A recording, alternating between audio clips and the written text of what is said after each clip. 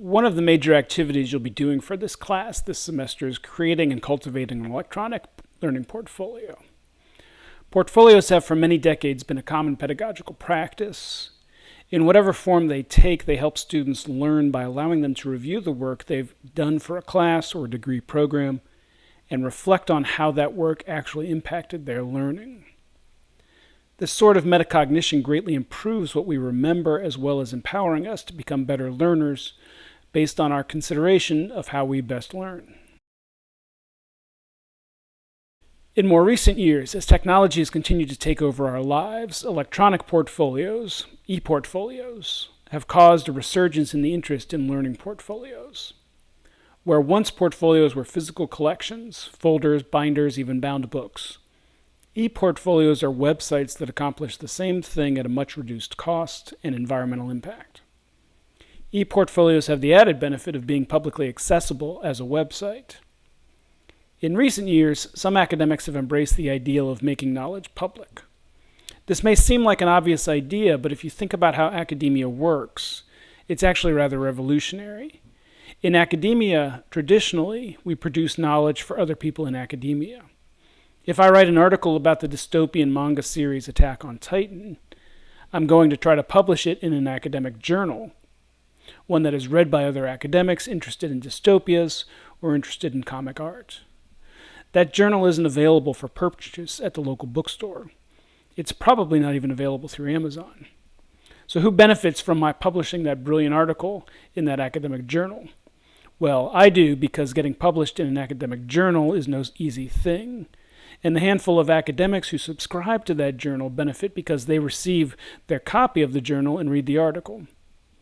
And maybe at some point some student who's writing a different paper on Attack on Titan will stumble across my article because their school's library subscribes to that journal, and they might use it to support their academic work. Again, the people benefiting from that knowledge I've created is a small group. Likewise, who benefits when you write an essay for one of your classes? You do, because writing an essay is a good learning experience. Your professor does because they get to read your brilliant ideas. And that's it. Academia is a walled garden. Our traditions are built around keeping secrets. This goes back hundreds of years when only, quote-unquote, the best people could be included in academia and therefore given access to all that secret knowledge. To be honest, it's an oppressive system. Making knowledge public attempts to subvert that oppressive system. Instead of producing new and brilliant ideas and only sharing them within the walls of the university, we find ways to share those new and brilliant ideas with anyone in the world who might be interested in them. The risk is that you're putting yourself out there for anyone and everyone to see. Our mistakes are more open to scrutiny. Our ideas might face greater challenges. So we need to be extra diligent in our efforts. Remember, though, that this is a benefit of this kind of pedagogy. Your work is out there for others to see. If you're applying for an internship or grad school or medical school or a scholarship or a job, and the people making those decisions can see your good work, then you've set yourself apart from all the other candidates. All that's to say, you'll be making your own knowledge public this semester through much of your work.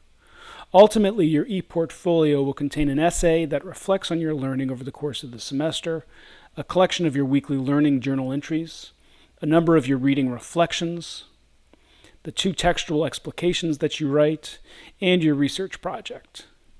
If that seems like a lot, bear in mind that you'll be adding these things as you work on them. Most of this work won't be submitted through Brightspace. Rather, you'll add it to your e-portfolio for me to review.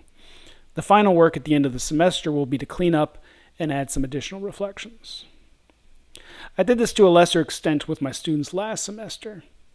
Here's an example of a pretty well done portfolio. As you can see, it's just a website. This one was created with Google Sites, which you all have access to through your Xavier Google accounts.